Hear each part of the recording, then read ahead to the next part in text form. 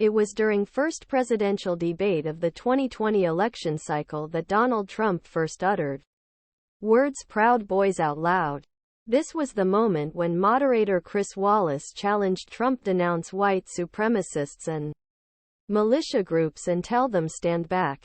This was proposed in response to Trump's repeated request by his rival, Joe Biden, denounce Antifa. Before Trump gave up on that point, he rejected idea that the political right is source of political violence. Said Biden as he offered "Proud Boys." Proud Boys. Trump said, stand back and stand by. Because that's not the right's problem. That back off and hold on was definitely not back off, and the Proud Boys celebrated that. Presumably, Trump was trying to say what Wallace was asking. He often corrects a verbal misrepresentation by hovering over the word and saying what he originally intended to say. It was even more noticeable in the days that followed. I don't know who the Proud Boys are, he told reporters the next day. But whoever they are, they have to retreat. Let law enforcement do their job. In a conversation with Sean Hannity next day, equated Proud Boys with KKK and white supremacists and denounced them all, yet he said knew little, almost nothing, about Proud Boys. The Proud Boys were not impressed. However, the activities of the Proud Boys were strongly associated with the fate of former President Trump. Of the 152 demonstration events the Proud Boys attended in 2020, 97 openly supported then-President Trump.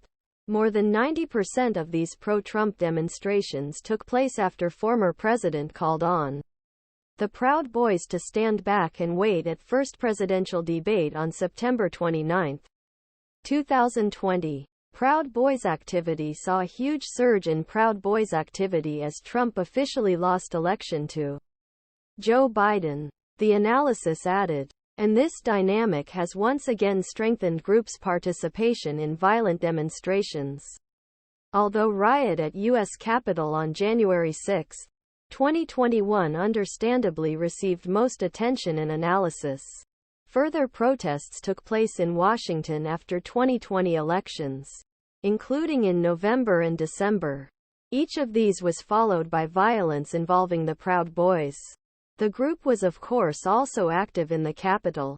Trump's tweet in mid-December 2020 encouraging people to join crazy protest in Washington that day sparked a push within the group to join demonstration. Over the next few weeks, senior Proud Boys leaders created a plan of action. Prior to joining the organization, Biggs worked as a cameraman and interviewer at subsidiary media outlet Infowars. In 2014, Ferguson caught national media attention when a police officer threatened to kill him while filming protests in Mo. I can't believe this is happening in America, Biggs told HuffPost. This is something I've seen in Iraq and Afghanistan. In our country?